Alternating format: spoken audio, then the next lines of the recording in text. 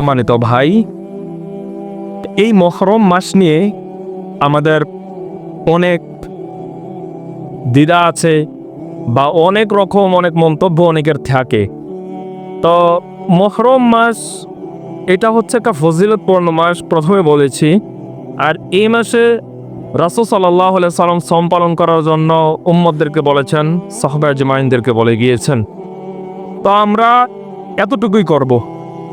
আর রাসূল সাল্লাল্লাহু আলাইহি সাল্লাম বলেছেন যে আশুরার দিন স্পেশাল হচ্ছে দুইটা আমল, মানে দুইটা ইবাদত সবচাইতে বেশি স্পেশাল। এটা হচ্ছে 1 নম্বর, তোমরা সারাদিন রোজা রাখবে। রোজা রাখা অবস্থায় 2 নম্বর, সারাদিন তোমরা তওবা ইস্তিগফার পড়বে। প্রথম অবস্থায় রোজা রাখবেন আশুরার দিন 10 মুহররম, আর রোজা রাখা অবস্থায় সারাদিন তওবা ইস্তিগফার পড়বেন, তাহলে উত্তম।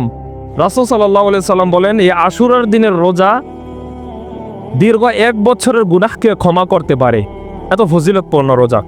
তো এই সমগুলা আমরা যেন পালন করতে পারি, আল্লাহ তাআলা আমাদের সকলকে কবুল করুক, সকলে পড়ি আমিন। আর আমরা এই আশুরার দিনের উসিলা করে অনেকে অনেক রকম বিদআতি কাজ করে থাকি।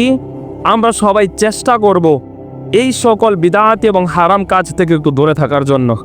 আমার কথা বলছেন? আমরা বেশিরভাগ এই কাজগুলা কারা করে জানেন?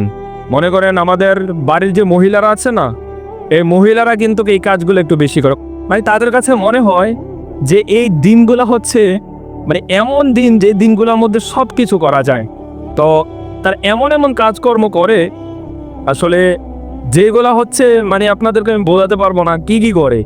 তো আমি জানি না আগের দিনের মানুষেরা এর দিনে কি করতেন কি করতেন না, এগুলো আমি জানিও না, বা মাঝে মাঝে শুনতাম, এখনো শুনি, যদিও এখন একটু কম আছে, তা আগে একটু বেশি ছিল।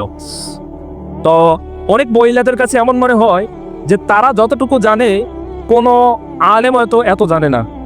তারা এমনই মনে করে যে আমরা যা জানি আলেমরাও তা জানে না, মানে তারা না পড়া যা জানে আলেমরা পড়েও তা জানে না, মানে তাদের কাছে বিষয়টা এমন মনে হয়। আমার কথা ঠিক বুঝছেন? তো আমরা আগে কি করতাম, আমাদের দাদিরা কি করতেন, আমার বাপ কি করতেন, দাদা কি করতেন, দাদার বাপ কি করতেন, এইগুলা কোনো বিষয় না, মানে এইগুলা কোনো ওয়ে হতে পারে না। আসলে বিষয় হচ্ছে ওইটা যে আমরা ইসলামের মধ্যে কি কি পেয়েছি বা আমরা এখন পর্যন্ত পড়ার পর কি কি পেয়েছি, এগুলো হচ্ছে বিষয়। ঠিক আছে, আমি যদি বলি যে এই আশুরার দিনে আমার দাদি এই জিনিসটা করছে, এটা আমি করতেই হবে কারণ এটা আমাদের ঐতিহ্য, তাহলে এটা হচ্ছে কি মানে বোকামের লিমিট ছাড়া বোকামি হয়ে যাবে।